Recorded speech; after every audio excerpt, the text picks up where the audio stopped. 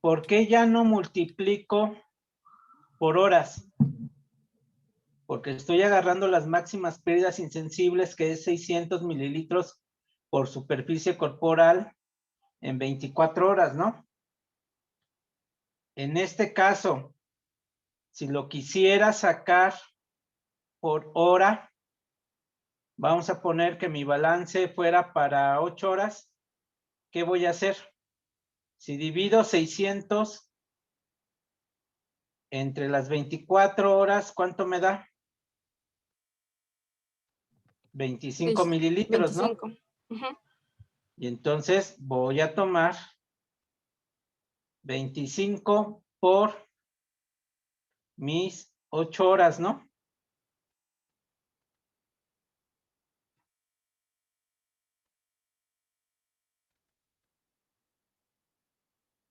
¿Sí?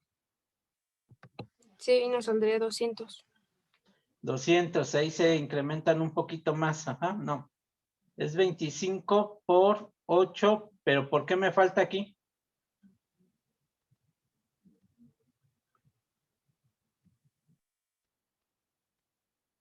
¿Qué es lo que me falta? La superficie corporal, ¿no? Ah, sí. Por punto 17 me están dando 34 mililitros, ajá, de pérdidas insensibles. ¿Sí lo entendieron? Sí. Ay, no, yo no, eso ya no lo entendí. Porque, ¿cómo fue la fórmula? Acuérdense que son las pérdidas insensibles por superficie por las horas, ajá. Y todo Entonces eso, estamos quedando de que mis pérdidas insensibles en 24 horas por estar, por ser prematuro, por la dificultad respiratoria, porque está en una cuna de calor radiante, pues van a incrementar. Entonces estamos dejando el tope que son 600, ¿no? Pero esas 600 serían ¿en qué? En 24 horas. 24 horas. Ajá. Ajá. Sí. Entonces, esas 24 horas, esos 600 los voy a dividir entre 24 horas, ¿cuánto me da? 25 mililitros, ¿no? Por hora. ¿Sí? ¿Vamos bien ahí? Sí. Sí. Entonces, si yo quiero un parcial de 7 horas, ¿qué hago? Voy a multiplicar 25 por 7, ¿no? O por 8, ajá, por las horas que yo quiera. Ajá. Y lo voy a multiplicar por mi superficie corporal, que es 0.17, y me dice en este caso que tengo para 7 horas, tengo 29.7, ¿no? Que esas son mis pérdidas insensibles. ¿Ya quedó un poquito más claro? ¿O todavía no, Adrián? Ya ahora sí, doctor, gracias. Ajá. Si lo quiero para 12 horas, pues multiplico esos 25 por 12 por mi superficie corporal y me sale 51, ¿no? Sí. O lo mismo, me tiene que salir lo mismo, 25 por 24 por la superficie corporal, me dice que tengo 202 que ya habíamos sacado antes, ¿no? En la primera, yo ya me fui directo, ajá. En este, pues ya voy por las horas, si se dieron cuenta, se dio lo mismo, 102. ¿Cuántos son mis egresos? 101 punto ¿qué? 101.6. Ajá, entonces, totales de egresos tengo 203.6, ajá. Menos mis ingresos, ¿cuántos ingresos tengo? 300 ¿qué? 36. 336. Me sale un balance positivo de más 132.4, ¿no? ¿Ya vieron cómo salió ese balance? Si fuera un niño de término, estuviera en una incubadora, a lo mejor no se lo calculo a 600, ¿no? Se lo calculo a 400, ¿no? Porque de todos modos va a perder calor por la incubadora, ¿no? Y si a lo mejor estuviera en bacinete, pues le calculo las pérdidas insensibles a los mínimos, que serían 200. Ajá. Entonces, ¿ya quedó más claro? Sí, sí. En el adulto no me acuerdo por cuánto lo multiplican, ¿eh? Ajá, que es un poquito diferente a los niños. Todo esto, ¿por qué es un poquito diferente? Porque acuérdense que el niño es más que... ¿Tiene más agua? Tiene más agua, ajá. Por eso, de repente calculamos por peso y de repente calculamos por superficie corporal. Conforme va incrementando, a veces decimos que el niño tiene el 80%, ¿no? De agua corporal, el recién nacido. Conforme va creciendo, va a llegar al 60%, que es el más o menos porcentaje que tiene el adulto, ¿no? Un 60%, ajá. Por eso es que vamos calculando de repente por peso y de repente por superficie corporal, ¿no? ¿Alguna pregunta? Ahora, quiero saber en cuánto está mi uresis horaria. ¿Cuánto orinó en 24 horas?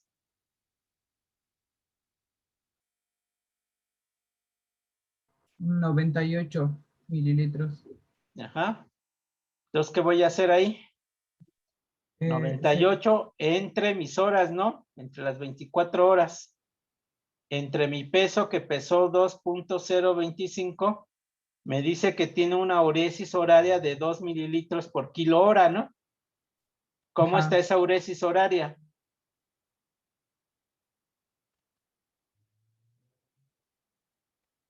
En el adulto, ¿cuánto es lo normal?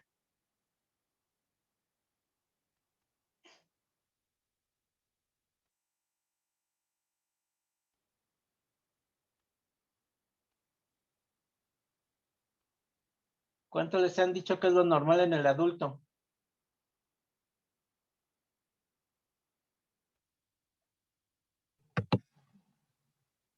¿Ya lo encontraron?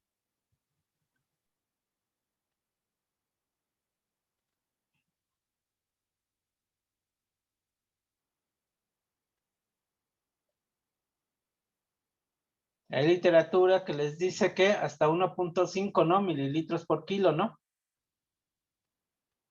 Y por Ah, sí. superficie corporal, de 40 hasta 120 mililitros por superficie corporal, ¿no?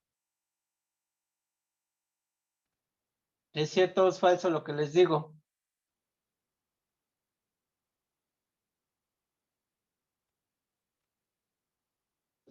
Ya no los escucho.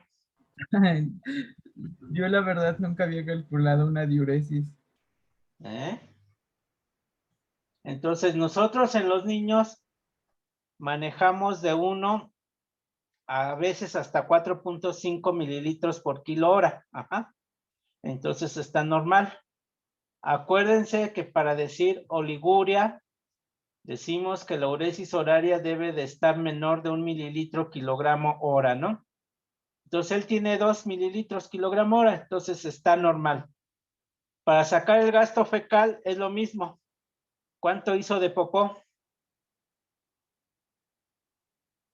3.6. ¿3 punto qué? ¿Ese es el total? 3.6. Sí. Ajá. Pero aquí vas a decir gramos, ajá. Ok. Entonces 3.6 decimos que está también normal, ¿no? Para decir que el gasto fecal está aumentado, ¿cuánto es el parámetro alto para decir, ¿saben qué? Ya está aumentado, ya tiene como diarrea, ajá. ¿Cuánto es el gasto fecal normal? Menor de 10 gramos por kilo hora, ¿no? Entonces decimos que está normal, ¿no? Y así puedes ir también sacando, que esto no sé si lo vayan a ver después con la doctora, las famosas fístulas, ¿no? Que si están, ahí se me fue el nombre. De alto gasto o de bajo gasto, ajá. Y eso generalmente se los enseñan luego los cirujanos, ajá, cuando hacen las colostomías, ajá, cuando ponen algunos Penrose para ver si también el gasto está aumentado o está disminuido, ajá. Entonces, para todo eso les sirve el balance hídrico. ¿Alguna pregunta hasta aquí? No, doctor. No, doctor. ¿Ya va quedando más claro? Sí. Entonces, por eso a veces yo les digo, los niños no son adultos pequeños, ¿eh? Ujú. Ya vieron que cuando hablamos de prematuro, de término, escolares, son muchas cosas, ajá. A veces decimos que un niño es como si estuvieras estudiando medicina interna, ¿no? ¿Por qué? Porque también son muchas cosas que deben de saber, ajá. Entonces sí cuesta trabajo. La gran ventaja que yo a veces veo es que un niño no te va a decir mentiras, ¿no? Y en cambio un adulto sí. Desde que les preguntas, ¿cuántas parejas sexuales ha tenido, no? Ya desde ahí te echan mentiras. ¿Fuma o toma? Ya desde ahí te echan mentiras, ¿no? Sí. Ajá, entonces, el niño no. A veces ni te va a decir nada, ¿no? Quien te dice las cosas es la mamá, ¿no? Entonces, sí cuesta luego un poquito de trabajo. Ujú. Ahora, vamos a comenzar con la clase. ¿Quién va a comenzar? Ya la placa, pues dijimos que era ¿qué? Un neumoperitoneo, ¿no? Neumoperitoneo, sí. Y ahorita pues ya la van a Sí. clasificar en ¿qué? Una enterocolitis ¿qué? Estadio ¿qué? 3 ¿qué? A o B. 3B. 3B. Es B. 3B, ¿no? Ajá, de la Porque tiene clasificación de peritoneal. Bell Bell. modificado, ¿no? Modificado. Porque si tú me dices Bell normal, la clasificación de Bell normal o la antigua traía 4 estadios. Ajá. Y la Ujú. modificada se bajó a 3, pero la subdividió en A y B. Vamos a Sí. comenzar. Bueno, nosotros para trabajar esto decidimos hacer un resumen, porque hoy teníamos que hacer la exposición, teníamos que hacer 1000 cosas, pero pues bueno, vamos a exponerlo. Eh, sobre la enterocolitis necrosante, su definición, pues no hay una definición como tal para ella, pero pues es una enfermedad devastadora del tracto gastrointestinal que va a afectar principalmente a los recién nacidos prematuros. En cuanto a su patogenia, va a ser poco conocida y además, pues hay una ausencia de signos clínicos o del laboratorio tempranos que van a dificultar la capacidad para diagnosticar esta enfermedad con precisión y rapidez. Pues como ya lo dije, no hay una definición y esto, pues hasta cierto punto ha hecho que se impida, ¿no? Estudiar muchos aspectos de la enfermedad, aunque pues actualmente se le considera como un espectro de procesos patológicos que pueden conducir y culminar en la necrosis intestinal.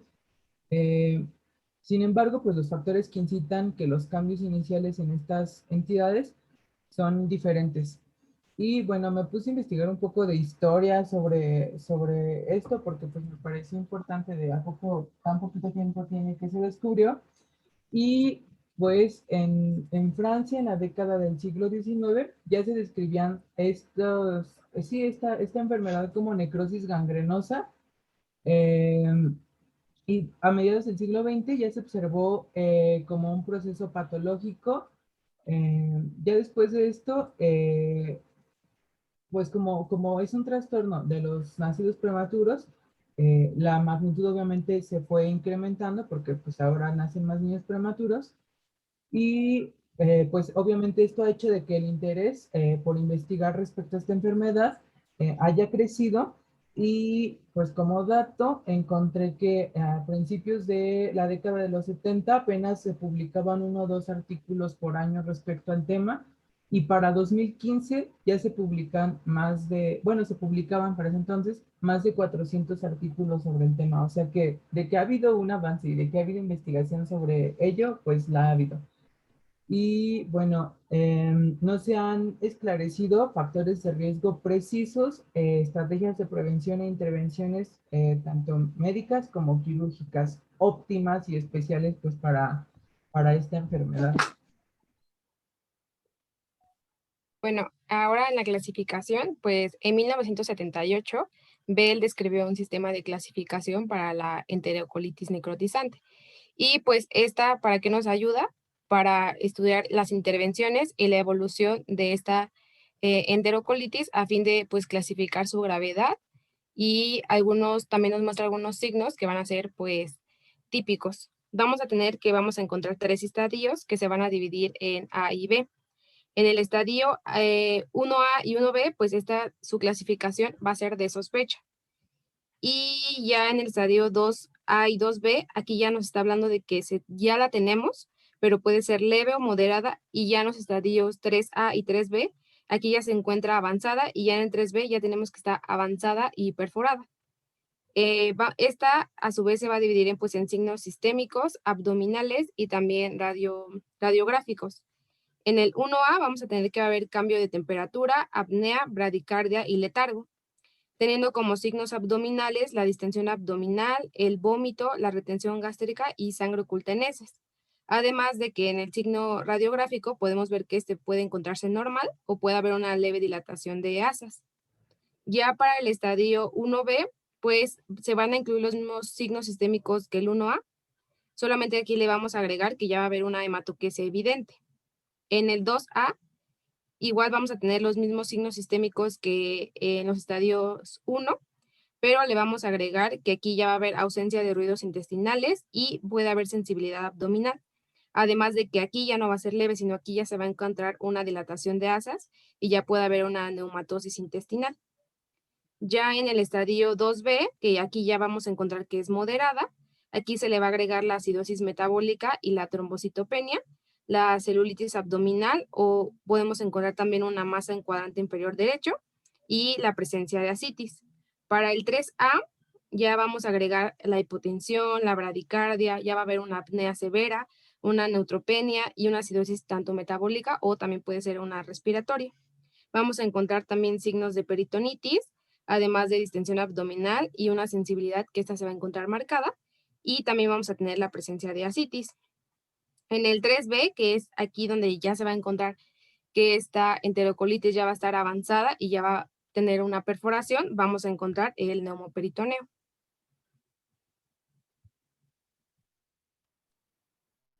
En la epidemiología vamos a tener que va a ser la patología del sistema digestivo adquirida más frecuente y a la vez la más grave en el periodo neonatal.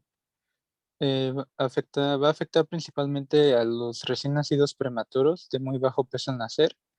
Y bueno, la guía de práctica clínica menciona que tiene una incidencia de 0.2 a 3 casos por cada 1000 nacimientos vivos.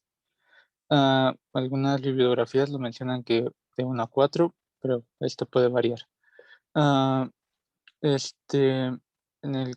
se menciona que afecta en un 10% aproximadamente a los recién nacidos de muy bajo peso al nacer, en este caso menor de 1500 gramos, y su mortalidad se estima que es alrededor del 30%. Bueno, como tal depende de la edad gestacional y del peso, y del 20 al 40% requieren tratamiento quirúrgico. Y bueno, ya específicamente en recién nacidos menores de 32 semanas de gestación, hay una prevalencia aproximada de 2 al 7%. De muy peso al nacer, había mencionado que de 5 al 10%, y en recién nacidos de extremadamente bajo peso, del 5 hasta el 22%. Y bueno, como había mencionado, su mortalidad en general es del 5.7%, pero si ya se presenta en estadios graves, ya puede ser desde el 20 al 48%. Y como tal, muestra consecuencias económicas muy importantes, ya que como tal los que se van a ver más afectados son los recién nacidos con extremado bajo peso al nacer, y como tal pues pueden durar gran tiempo hospitalizados, de 2 a 3 meses. Sobre los factores de riesgo, pues voy a explicar el factor de riesgo y pues su explicación. El primer factor de riesgo es la prematuridad y se ha encontrado que a menor peso es igual a mayor riesgo. ¿Qué es lo que sucede aquí? Pues hay una barrera mucosa, que, en especial la mucina, inmadura, y esto pues provoca una incapacidad para regular eficazmente la microcirculación intestinal. Y también, debido a la barrera mucosa inmadura, pues se va a producir una diferencia de la colonización bacteriana.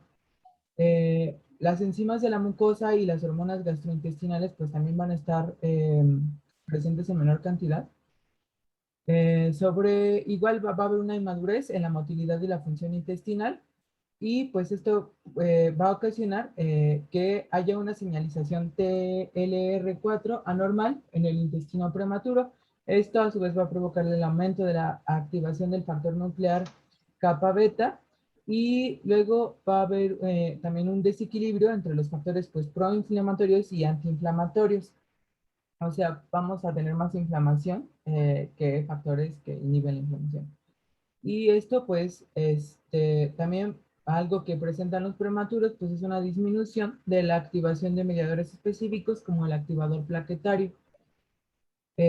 También, pues, otro factor de riesgo es la microbiota intestinal anormal, que va a provocar, bueno, aquí, pues la colonización intestinal comienza adentro del útero y va a depender de factores como el modo de nacimiento, el grado de madurez y también la exposición a antibióticos por parte de la madre.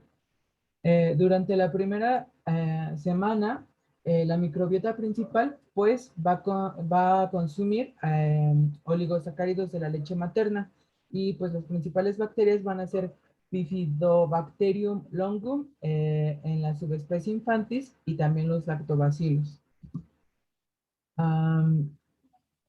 Y bueno, estas bacterias van a hacer una simbiosis con el intestino a través de los receptores tipo TOL para regular la expresión de genes que se involucran tanto en la fisiología, la maduración y la función, y protección contra microorganismos patológicos en el intestino.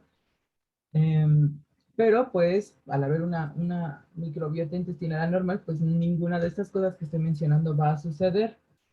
Entonces, pues otro factor de riesgo que se involucra en esto de la microbiota es el uso de antibióticos por más de 5 días y el uso de bloqueadores H2 que van a favorecer que pues, se produzca una disbiosis y que haya una colonización de bacterias gram negativas. Esto, pues, a su vez va a provocar la inhibición en la producción de ácido gástrico, va a incrementar el pH gástrico y pues por eso es que incrementan la proliferación de las bacterias. La alimentación entérica es otro factor de riesgo. Y pues bueno, se sabe que la enterocolitis necrosante va a ser poco común cuando existe ayuno. Y bueno, pues la alimentación entérica corresponde pues a un sustrato necesario para que pues exista una proliferación de patógenos entéricos que pues van a terminar causando la enfermedad. O sea, esto se relaciona a lo de la microbiota intestinal anormal. Y bueno, las fórmulas y los fármacos hiperosmolares van a alterar la permeabilidad de la mucosa, pues va haciendo que se dañe.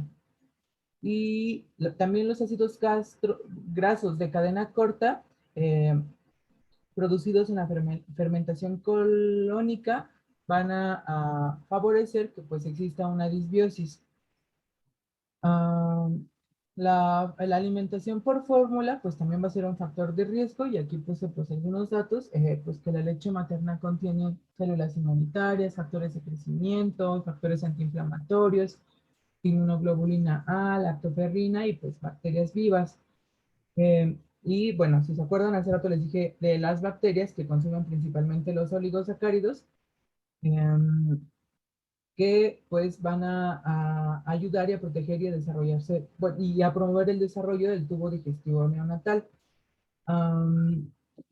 Y bueno, también otra cosa que hace la leche materna es contener un factor activador plaquetario que va a inhibir la señalización del TLR4, que también lo había mencionado por acá arriba. Otro factor de riesgo es la isquemia intestinal, y esta pues se puede deber a episodios hipóxico-isquémicos en los que existe una desviación de la circulación esplécnica que se llama reflujo de buceo. También pues después de esta isquemia va a haber una reperfusión, y en la mayoría de órganos, también los riñones y el cerebro le pasa eso.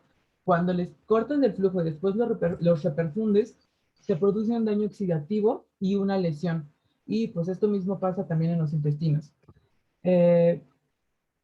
Otra cosa que pues, se produce en la isquemia intestinal es un desequilibrio entre los dilatadores vasculares, como el óxido nítrico endotelial, y también los factores vasoconstrictores.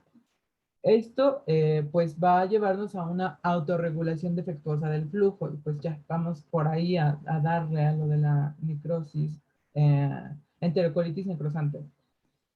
Se ha encontrado que en los niños con enterocolitis necrosante tienen un aumento en la resistencia del flujo en la arteria mesentérica superior. También pues esta isquemia puede deberse, o un factor de riesgo es la persistencia del conducto arterioso, en la que pues va a haber una derivación aortopulmonar y también un robo diastólico. La exposición a la cocaína y otros fármacos vasoconstrictores pues también nos van a llevar a isquemia. Las cardiopatías congénitas, como el síndrome de cavidades izquierdas del corazón hipoplásicas, pues también nos van a llevar a isquemia. La policitemia con hiperviscosidad de la sangre también nos va a llevar a isquemia. Y pues otra cosa que hemos revisado en las últimas clases, pues es la asfixia neonatal. Y otros factores de riesgo, pues son el grupo étnico de personas afrodescendientes, el tabaquismo materno durante pues, la gestación, y esto es porque la nicotina ejerce efectos sobre la angiogénesis en el tubo digestivo fetal. También que el niño haya sido transfundido de eritrocitos es factor de riesgo, y la predisposición genética. Esta, pues, se sabe que a la variación en los genes que codifican pues, a los patrones de reconocimiento de los receptores como TLR4 y NFKB, pues hace que se produzca una inflamación que no se pueda regular. También pues puede haber polimorfismos, un solo nucleótido, que van a modular o que intervienen en genes importantes para que se ocurra una respuesta inmunitaria, que involucran, pues ya sabemos, un chorro de citocinas y factores de crecimiento que pues pueden verse dañados en algún gen, en algún nucleótido. La alteración de antioxidantes, factores de crecimiento endotelial, arginina y óxido nítrico, pues también se considera un factor de riesgo para desarrollar enterocolitis necrosante.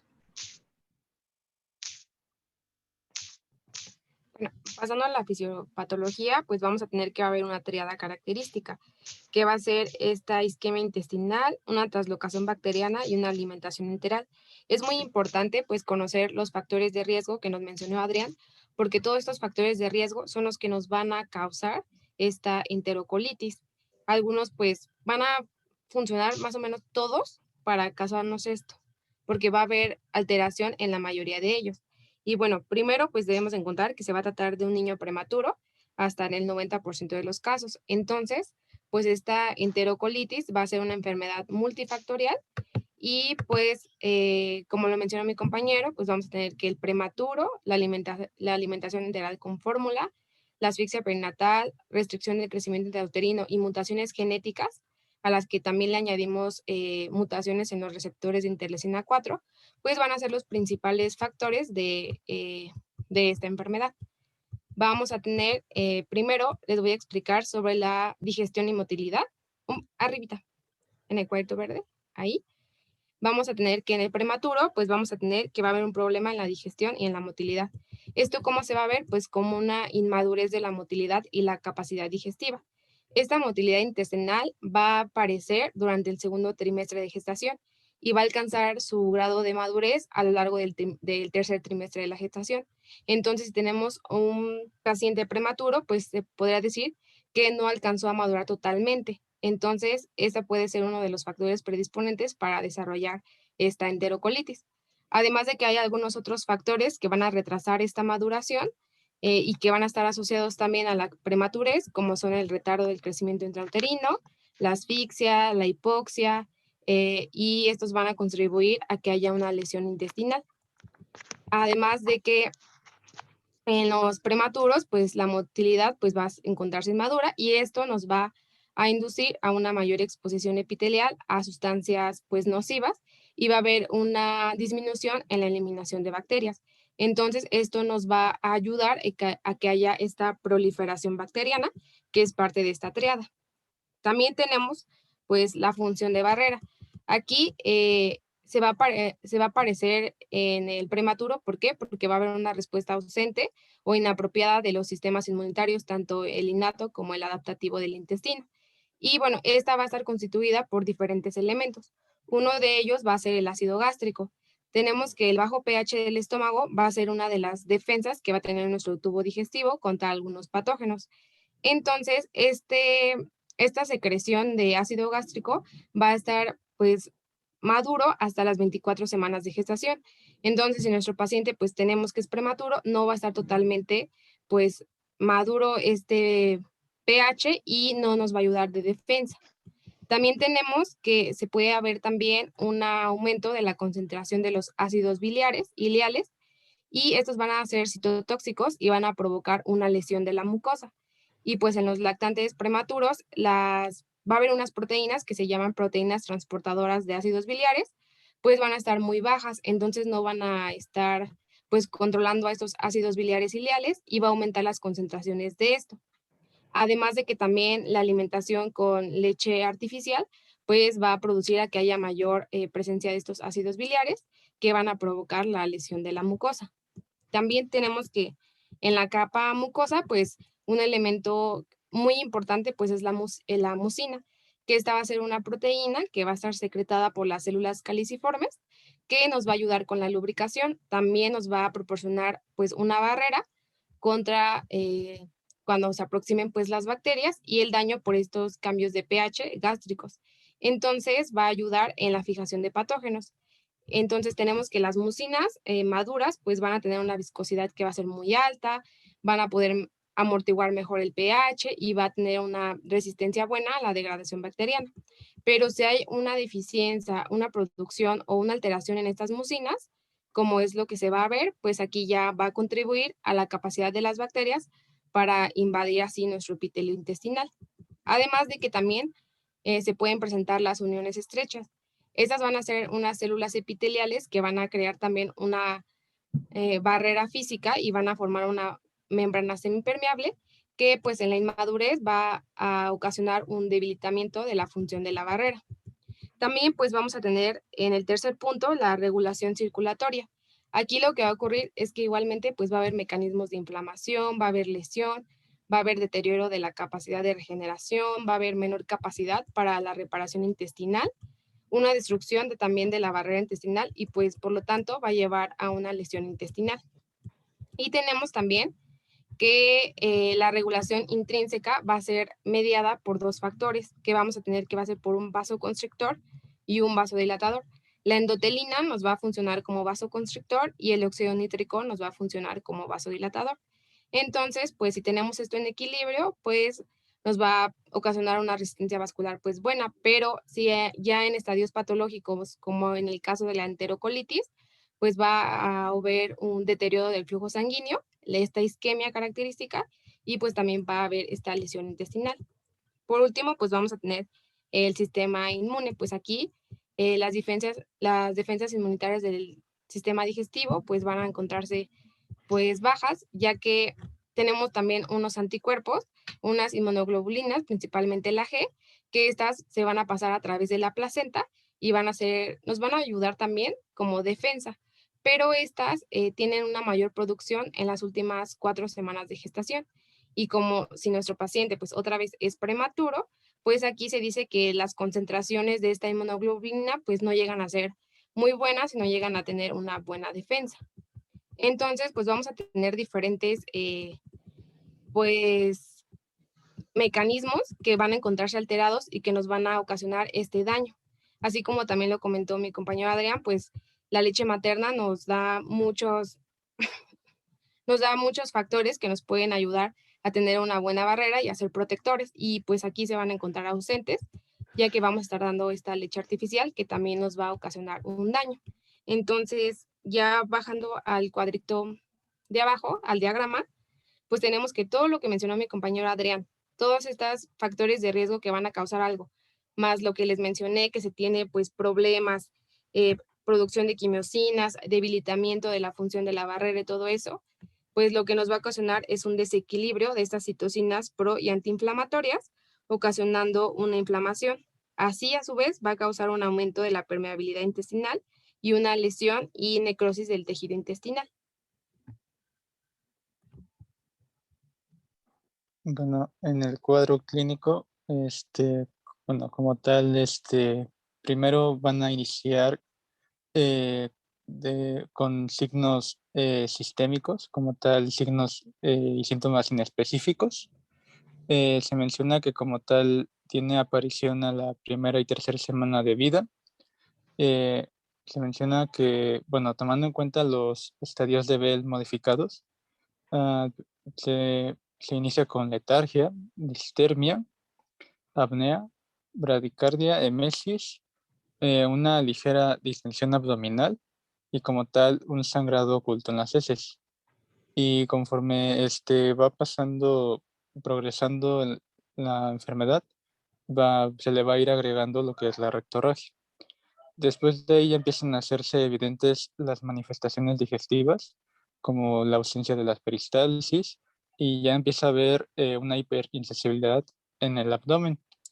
Y ya de ahí empieza a haber dolor, la celulitis abdominal o como tal ya una masa en el cuadrante inferior derecho.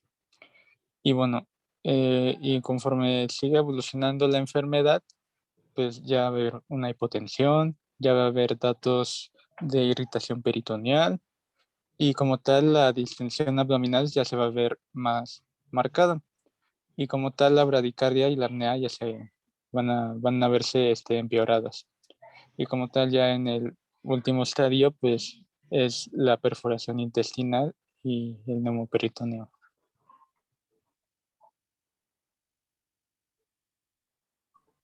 Y bueno, para su diagnóstico nos tenemos que basar de la clínica. Los primeros síntomas o datos en aparecer van a ser la apnea, la bradicardia, el letargo, la inestabilidad térmica, la hematoquesia y el aumento de las necesidades ventilatorias porque pues va a ocurrir una mayor demanda metabólica. En cuanto a los datos tardíos, pues va a aparecer intolerancia alimentaria, vómitos, alto residuo gástrico y distensión abdominal. Y sobre la distensión abdominal podemos encontrar gases intestinales que se proyectan en la piel y que van a ser palpables. Puede presentarse también un eritema cutáneo, pero vi que nada más era como en el 10% de los bebés, que pues se ve pues roja la piel del abdomen o como en la primera imagen que puse un bebecito y pues se ve de color oscuro. Estos datos pueden aparecer debido a la distensión abdominal. Y bueno, como auxiliares de diagnóstico, principalmente pues vamos a valernos de los laboratorios y de la imagenología. Los laboratorios va a ser la biometría hemática con recuento diferencial, en el que puede aparecer una leucocitosis a la izquierda, o sea, con leucocitos inmaduros, predominantemente. Puede haber neutropenia y trombocitopenia. Si tenemos disponibles, pues la proteína C reactiva, en la que en un inicio se van a presentar valores normales, pero ya después de que aparecen los síntomas, se recomiendan hacer mediciones seriadas cada 12 o 24 horas. Pueden también pedirse hemocultivos para microorganismos anaerobios, aerobios y también hongos, en especial la cándida, ya que también puede verse implicada en esto. El cultivo de heces para rotavirus y enterovirus, medición de electrolitos que nos pueden mostrar una hiponatremia o hiperpotasemia y gasometría arterial en la que pues podemos encontrar una acidosis metabólica o una acidosis mixta y estudios de coagulación en la que pues va a haber un aumento en los tiempos de coagulación que van a indicar que la existencia de una coagulación intravascular diseminada, que pues más que nada sería para identificarla, ya que es una complicación de la enterocolitis necrosante. Sobre imagenología, pues la principal, la más importante va a ser la radiografía de abdomen, en proyección de cúbito lateral con radiografías con el rayo tangencial. Y bueno, como datos de sospecha, se pueden encontrar un patrón anormal de gas intestinal, ilio y heces intestinales dilatadas o engrosadas. Y como confirmación, pues la existencia de neumatosis intestinal, que en la clínica pasada me enseñaron que se llamaba signo de doble riel. La verdad nunca encontré una bibliografía donde dijera signo de doble riel, pero pues la doctora me dijo que sí se le conocía hace muchísimos años. Y bueno, hacer la radiografía cada 6 a 8 horas en busca de neumoperitoneos, pues se indica porque después de que inician con la neumatosis, pueden presentar una perforación intestinal de 48 a 72 horas después. Y pues la neumatosis intestinal puse esta radiografía como ejemplo, en el que pues prácticamente nada más va a haber puro aire dentro de las asas intestinales. Otro dato de confirmación va a ser el gas venoso portal en ausencia del catéter de la vena umbilical. Y pues aquí con una flecha, déjenme una imagen más grande, aquí donde está la flecha que está como oscurito, que se muestra aire, pues es gas venoso portal. Y bueno, otra cosa que se puede encontrar es el neumoperitoneo, que como tal ya es aire libre en el peritoneo. Y pues para ilustrarlo puse la imagen que el doctor nos mandó, porque pues ya aquí hay un neumoperitoneo pues muy evidente. También podemos usar la ultrasonografía abdominal cuando hay presencia de clínica y también de datos radiológicos que no son específicos, o sea, que haya una ausencia de gas en el abdomen. O también en el recién nacido que tiene enterocolitis necrosante, pero que no responde al tratamiento médico. Y pues en ella podemos encontrar gas intramural, pues que es la neumatosis, burbujas de gas intermitentes en el parénquima hepático y también en el sistema venoso portal, que pues es el gas venoso en portal.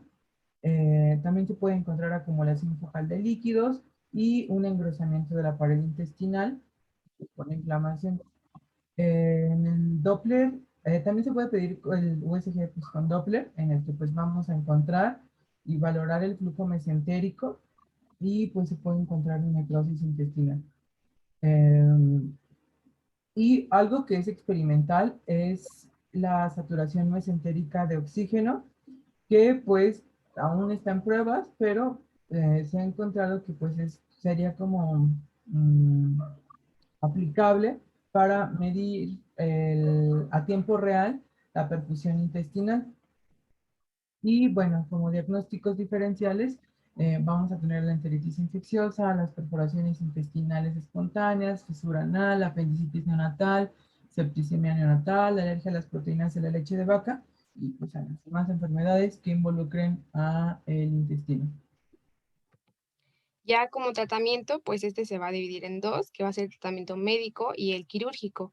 El médico, pues va a llevar diferentes puntos. El primero es que se debe tener un reposo intestinal, además de estar acompañado de una descompresión gástrica con una sonda orogástrica, pues la implementación de líquidos intravenosos, cultivos microbiológicos para saber pues cuál es el agente causal, nutrición parenteral, tratamiento antibiótico, y este pues debe ser de amplio espectro y también por lo que leí es que debe de cubrir también a las bacterias anaerobias en caso de que se presente un neumoperitoneo. También debe de haber balance de líquidos y una monitorización cardiorrespiratoria.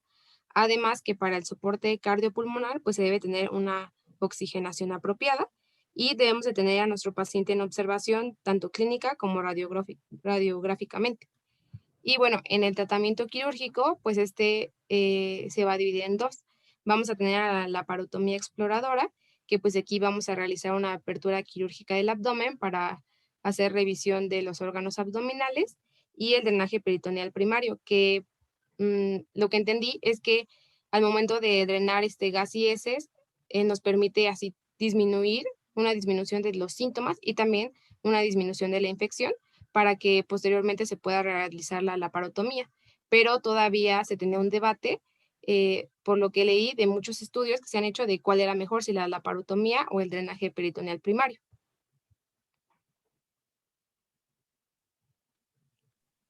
Y ya por último sería la prevención.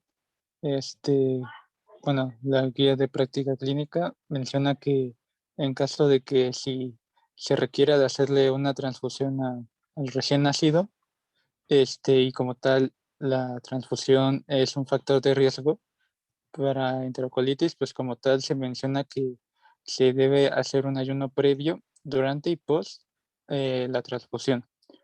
Y otro otra forma de prevención se mencionan eran los líquidos restringidos. Aquí, por lo que entendí, comparaban el aporte libre y el aporte restringido, y como tal vieron que en el aporte restringido había disminución ponderal, pero había una disminución del riesgo de deshidratación y como tal de enterocolitis necrosante.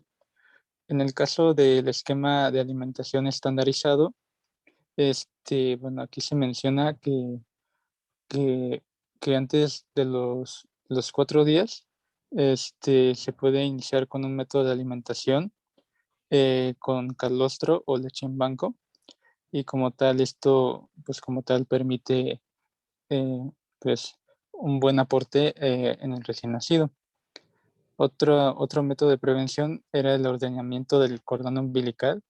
Esto, bueno, se menciona que como tal, al momento del nacimiento, en vez de cortar el cordón, como tal, se dé tiempo, y como tal, a partir de tus manos se aprieta el cordón umbilical y se le dé el mayor flujo posible al recién nacido. Y como tal, evitar estos episodios de isquemia que pudieran favorecer la enterocolitis. Y bueno, también se mencionaba la lactancia materna, favorecerla y promocionarla, ya que como tal es un factor protector para el desarrollo de enterocolitis. También se mencionaba el uso de probióticos, pero como tal igual mencionaba que se necesitaban ahí pues un poco más de estudios. Y bueno, como tal eso sería todo.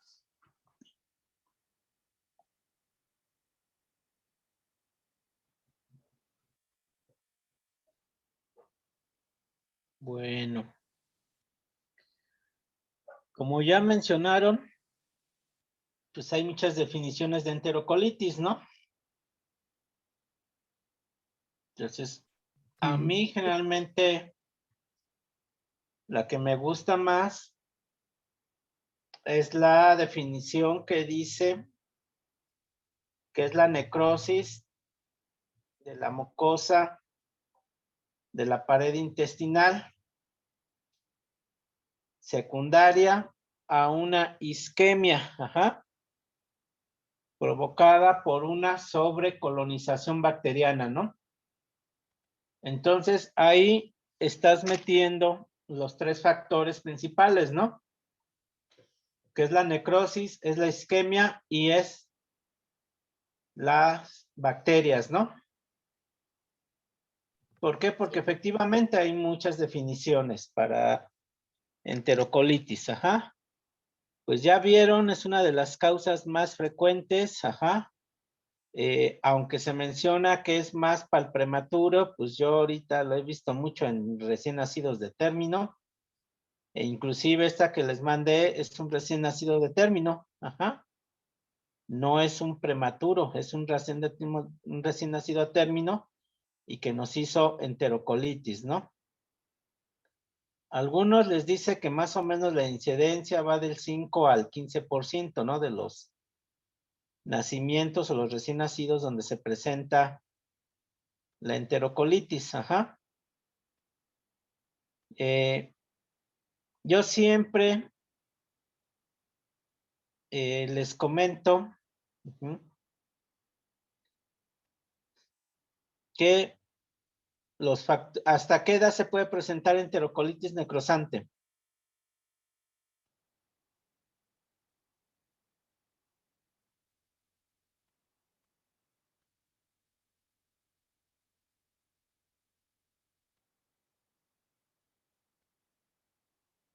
¿Alguien por ahí?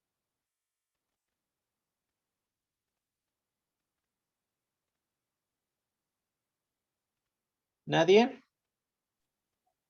O sea, ¿hasta cuántas semanas o hasta cuántos días No, ya pasados? ajá, ¿cuánto tiempo? Ajá.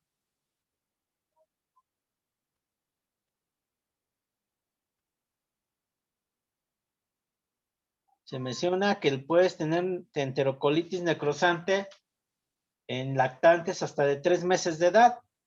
No sé si lo hayan visto por ahí en alguna literatura, ¿no? Pero muchas veces, pues ya a los 2 meses, a lo mejor ya no la clasificamos como enterocolitis, ¿no? Ya vamos a decir es un hilio, es una obstrucción, es otra cosa, ¿no? Pero la literatura menciona que la enterocolitis necrosante se puede identificar hasta los 3 meses de edad, ¿no? Los factores de riesgo, pues ya lo mencionaron, ajá. Los niños prematuros, ¿no? Que son susceptibles a la sepsis, al tipo de alimentación que les damos. ¿Por qué? Porque a un niño de bajo peso o un niño prematuro, ¿qué hacemos? Damos fórmulas concentradas, ¿no? A lo que le llamamos 17% para tratar de incrementarlos de peso. Pero esto también nos lleva a una solución hiperosmolar, ¿no? Y además de que todo esto conlleva a que estos niños prematuros tienen la inmadurez intestinal, ¿no? Ajá, y pues lo que está de moda ahorita, ¿no? La microbiota, ¿no? Algo que le llaman disbiosis. ¿Sí lo han escuchado? ¿Qué es la disbiosis? ¿O no lo han escuchado?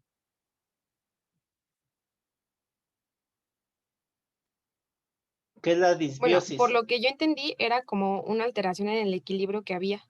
Esta se Ajá, encontraba de la alterada y propia pues, microbiota, ¿no? Ajá. ajá, de la Esa microbiota. es la disbiosis, ajá. Actualmente anda una teoría acerca de las placas de los biofilms, ajá. Y estas placas de los biofilms son placas en donde hay bacterias, hay virus, o sea, hay inclusive hasta parásitos, ¿no? Y que están viviendo en un medio común. Y al haber esta disbiosis, hacen que esto te ocasionen problemas, que ahorita es la moda, ajá. Tenemos igual los factores genéticos que ya mencionó Adrián, en donde están los famosos receptores Toll-like, y las variaciones en el factor nuclear kappa B1, ¿no? Otros factores, pues es el retraso en el crecimiento interino, ajá, la inmadurez intestinal, que ya se mencionó,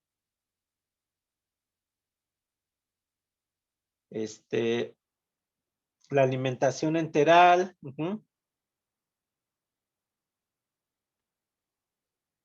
y dejar tiempos prolongados de ayuno también es una causa.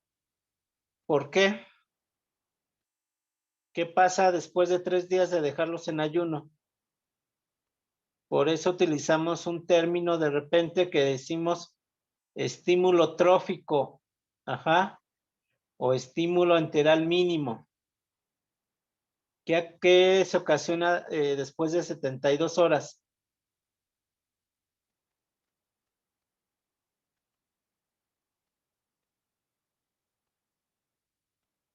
Va a haber una atrofia, ¿no? ¿Sí lo vieron eso?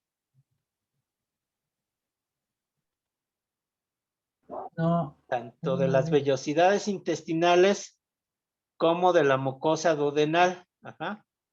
Y con esto vas a alterar la función gastrointestinal, vas a ocasionar una disrupción y una apoptosis de la barrera epitelial, ¿no? Con lo que vas a aumentar la permeabilidad intestinal y vas a favorecer la translocación bacteriana. Ajá. Entonces, el estímulo trófico, a veces nosotros lo manejamos en niños pretérmino a 10 mililitros kilogramo día. Ajá. Y en niños prematuros a 12.5, perdón, en niños de término a 12.5 mililitros kilo día y en prematuros a 10 mililitros kilo día. Todo esto es para tratar de evitar la atrofia de las de las vellosidades intestinales. Ajá. El cuadro clínico, pues generalmente lo van a observar de acuerdo a los criterios de Wells, ajá, o la clasificación de Wells. Ya lo vieron, ajá. En donde, pues vamos a tener los famosos estadios. Yo generalmente les menciono que mencionen estadio 1, estadio 2, estadio 3. 1 sospecha, 2 enfermedad o confirmación y 3 complicaciones, ¿no? Como tales. Y en el estadio 1, pues, ¿qué van a tener? En el 1A, pues van a tener la inestabilidad térmica, ¿no? Ajá, puede tener que hipotermia, puede tener fiebre, ajá. Va a haber apneas, va a haber bradicardia, ajá. Y ya en el estadio 1B, tenemos los mismos, ajá, pero ¿qué los van a caracterizar? La presencia de sangre, ¿no? En evacuaciones. Ajá. Va a haber distensión. ¿La distensión de cuánto es? ¿Cuánto les menciona la guía de práctica clínica?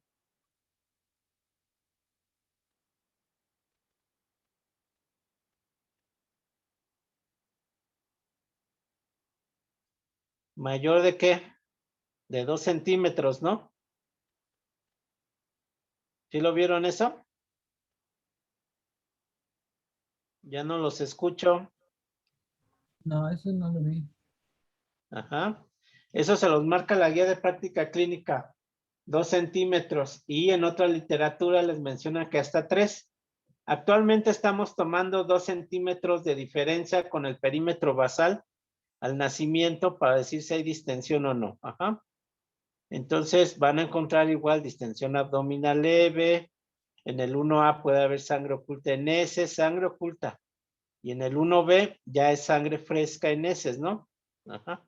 Y en la placa de rayos X, pues muchas veces le dicen que puede estar normal o con un hilio o una distensión de asas intestinales, ¿no? Ya en el estadio 2A van a encontrar lo mismo, pero ya vamos a tener una distensión abdominal marcada. Lo que mencionaste, David, ajá, ausencia de ruidos intestinales, ya va a haber sangre abundante en heces, vamos a tener la dilatación de las asas intestinales y vamos a tener que la neumatosis intestinal local, ¿no? En el 2A. En el 3, en el 2B, ¿qué vamos a tener ya? Ahí ya vamos a necesitar de lo que mencionaron, ¿no? Auxiliares diagnósticos como la biometría hemática. ¿Qué vamos a encontrar en una gasometría? Una acidosis metabólica leve, ¿no? Y trombocitopenia, pero esto ya lo vas a encontrar en el estadio 2B. ¿Qué más vamos a encontrar? Edema de pared abdominal, masa palpable y sensible. Algunos luego le llegan a decir al eritema que están viendo en región periumbilical o a la palidez, bueno, más que palidez, rubicundez que se le llega a ver a la piel, cuando es periumbilical, pues le llamamos el famoso signo de ¿qué? De Cooley, ¿no? ¿Sí lo han escuchado ese?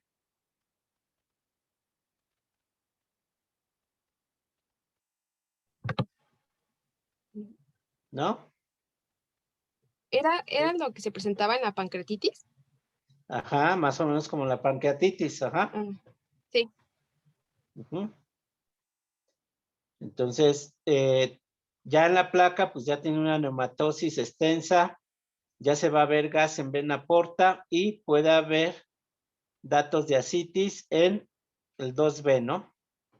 Entonces, generalmente a veces les preguntan, ¿en dónde se presenta la acidosis metabólica leve, la trombocitopenia? Ajá, y el gas en vena porta, pues ya pueden decir en el estadio 2B, ¿no? En el estadio 3, que ya son las complicaciones, pues ya el niño está en apnea, está con una acidosis metabólica, va a estar hipotenso, ligúrico, ya como lo mencionó David, con datos de coagulación intravascular diseminada, va a haber aumento del edema de la pared con el eritema e induración, va a haber una ascitis prominente y en la placa puedes encontrar asas intestinales fija sin aire libre. Y ya en el 3B, pues ya está en un estado de choque, ajá. Hay equimosis, hay induración, hay aire libre subdiafragmático y encontramos que el nemoperitoneo, ¿no? El tratamiento te dicen que si es una sospecha, lo puedes dejar en ayuno por lo menos unas 72 horas, ¿no? Y que es decisión si utilizas o no antibióticos. Pero si estamos hablando de una sobrecolonización bacteriana, pues a veces metemos el antibiótico aunque sea algo que antes llamábamos esquema corto. Actualmente esos términos ya no existen. Entonces, generalmente un esquema corto era de 72 horas para evitar complicaciones. Ajá. Si ya es un estadio 2, ahí sí, debes de tener cuidado. Si tienes catéteres abdominales, los tienes que quitar y tienes que poner una vía central, un percutáneo, le pones la sonda para que empiece a descomprimir, puede necesitar apoyo aminérgico, ajá, y tenemos que corregir y puedes ya iniciar el esquema de antibiótico en la segunda escala, que es en base a ¿qué? A la vancomicina, al glucopéptido y a la ceftriaxona de tercera generación, que es la cefotaxima, ¿no? Ajá. Y ya en el grado 3, pues como ya vieron, es quirúrgico, puede haber apoyo ventilatorio, ajá, y el pronóstico pues llega a ser malo, ¿no? ¿Alguna pregunta hasta aquí? Doctor, entonces en el tratamiento quirúrgico lo ideal sería la laparotomía. Sí. Inclusive, si no tienes cirujano, pones, ahí te lo menciona, descompresión abdominal. ¿Y cómo vas a hacer esa descompresión abdominal? ¿Colocando qué? Los ¿La sonda? famosos Penrose, ajá. Y se escucha bien feo, porque yo a ese niño le puse el Penrose y escuchas en el momento en que metes, sale el aire completamente, mejora, pero como lo teníamos ya con parámetros ventilatorios altos, ajá, ya no lo pudimos alcanzar. ¿Por qué? Porque te va a dar un proceso restrictivo, ¿no? Ajá, esa misma inflamación. Y entonces, pones los Penrose, ajá, ya nunca llegó la ambulancia para llevarlo a operar. Y ya cuando llegó la ambulancia, pues ya había fallecido el niño, ¿no? Entonces, si lo agarras a tiempo, puedes aplicar los Penrose, ajá, para descomprimir y con esto, tratarle de dar oportunidad que lo metan a operar, ¿no? Pero generalmente a partir del estadio 3A, llega a ser quirúrgico, ¿eh? El 2B todavía le das un poquito de oportunidad, pero ya desde el estadio 3 que hay complicaciones, ahí sí, debe de ser quirúrgico, ¿eh? Gracias, doctor. Por nada. ¿Alguna otra pregunta?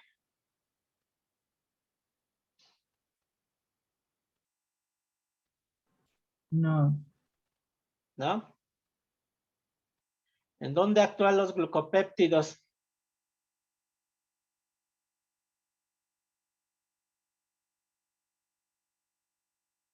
¿Y cuál es el glucopéptido?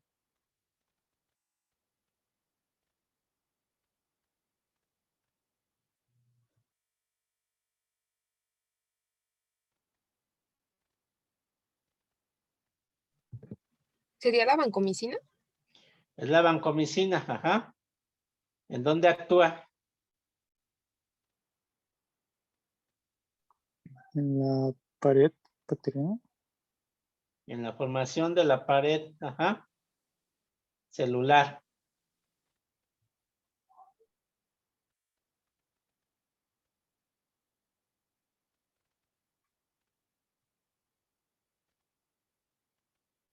A la vancomicina, ¿cómo se le conoce?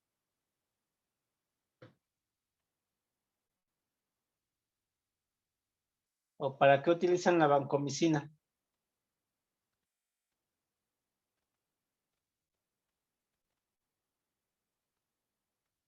En el tratamiento de la colitis. No. Tiene hasta otro nombre, ¿no? Que ya también está presentando resistencia, pero antes era para eso. Para el famoso ¿qué? Estafilococo, ¿no? Metilcilino resistente, ¿no? No estoy diciendo estafilococo aureus, ¿eh? Estoy hablando de estafilococo. ¿Cuál estafilococo ataca más a los niños? ¿El epidermidis o el aureus?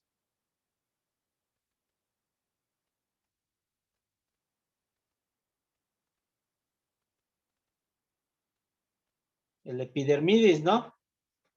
Es el que les afecta más antes que el aureus, ajá. Entonces, por eso dejamos vancomicina, ajá, para estafilococo metilcilino resistente, ¿no? Y pues ya tienen que ver en cuanto a la formación de la pared celular que proteoglicanos llega a bloquear el glucopéptido, ¿no? Porque acuérdense que hay varios proteoglicanos. ¿Sí se acuerdan o no se acuerdan? Sí, ¿Sí? este bloquea a los que contienen D-alanina. Ajá. ¿Qué número? Porque ya hasta le ponen 2, 3, 4, 5. Ya ustedes deben de ir un poquito más para allá, ¿no? Ya no decir, inhibe la síntesis de la pared celular, ¿no? Sí, pero ¿por qué? Porque inhibe la formación de los proteoglicanos. ¿Cuáles proteoglicanos, no?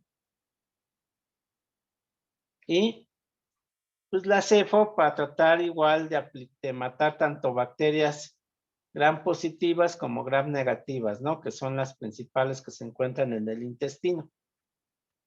¿Cuál es el efecto colateral de la vancomicina?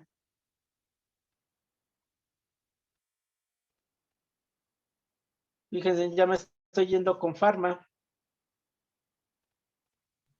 Sí. ¿Qué debes de tener cuando pasan vancomicina? Un antihistamínico y adrenalina. ¿Por qué?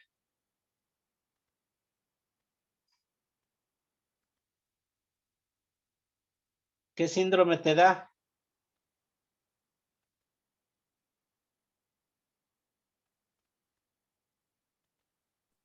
Te puede dar hasta un choque anafiláctico, ¿no? Y se le sale un exantema, un eritema en todo el cuerpo. ¿El síndrome del niño qué? No quemado, el quemado es el Steven Johnson, no, ese no. Síndrome del niño qué? Rojo, ¿no? ¿Ya lo encontraron? ¿En cuánto tiempo tienen que pasar la vancomicina?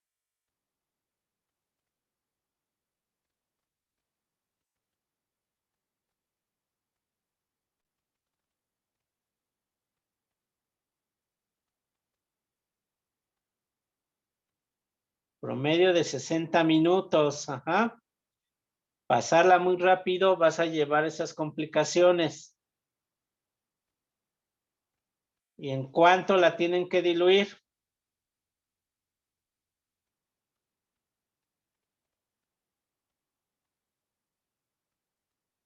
¿Le vas a decir, pásela así como tal o le vas a decir, la va a diluir en tanto de agua?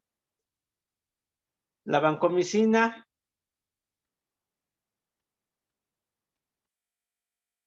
se diluye igual que la amicacina al quinto molar, ¿eh? Ajá, es como los llegamos a diluir. Ajá. ¿Y cómo hacen eso?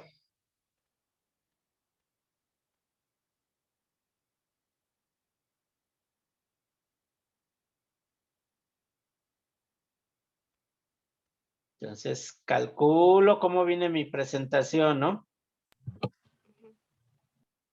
Si la amicacina viene 100 miligramos en 2 mililitros y yo estoy dando 15 miligramos, ¿a cuántos mililitros equivale? Vamos a suponer que me equivale a punto 5, ¿no? Al quinto molar son 5 veces la dosis inicial. Si vas a pasar 0.5, entonces lo vas a multiplicar por 5 y entonces lo vas a dividir, lo vas a poner en 2.5 de solución fisiológica o agua bidestilada. Son 5 partes. A veces algunos lo hacen 5 partes en 1 o a veces hacemos 4 partes en 1. Es como lo hacemos al quinto molar. Ajá. ¿Alguna pregunta? No. No, doctor. Entonces, todo esto a lo mejor ni lo vayan a entender hasta que no lo vayan a vivir, ¿eh? Ajá. Ya cuando van, se le acercan a la enfermera y ves que de repente ya hace su conversión, lo diluye, o van a ver cómo nosotros ponemos pasar en 3 mililitros, pasar en 8 mililitros. ¿Por qué? Porque si se acuerdan, también les dije que todos estos son hiperosmolares y les pueden ocasionar una famosa flebitis, ¿no? Entonces, hay que tener cuidado y hay que saber cómo deben de diluir los medicamentos. ¿Alguna pregunta? No, doctor.